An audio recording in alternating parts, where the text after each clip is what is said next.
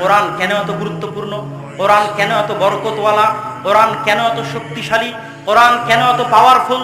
এই জন্য যে আসমানের নিচে জমিনের উপরে আল্লাহর জাত রব্বুল আলামিনের সত্তা, আরশে আজিমের যিনি মালিক, সেই মালিকের সত্তার দিকে, সেই মালিকের জাতের দিকে, জান্নাত এবং জাহান্নামের যিনি মালিক, রব্বুস সামাওয়াতি ওয়াল আরদ, আসমান এবং জমিনের যিনি মালিক, সেই মালিকের জাতের দিকে, সত্তার দিকে সম্পৃক্ত করা যেতে পারে এরকম কিছুই পৃথিবীতে নাই। সরাসরি সম্পৃক্ত করার মতো কিছু পৃথিবীতে নাই। আপনি একটা একটা করে জিজ্ঞেস করলে অ্যান্সার হবে সব একই অ্যান্সার হবে। আপনি বলবেন আসমান কি? আল্লাহর সৃষ্টি। জমিন কি? আল্লাহর সৃষ্টি। আদম আলাইহিস সালাম কি? আল্লাহর সৃষ্টি। ঈসা আলাইহিস সালাম কি? আল্লাহর না আল্লাহর সন্তান? নাউজুবিল্লাহ। আল্লাহর কি?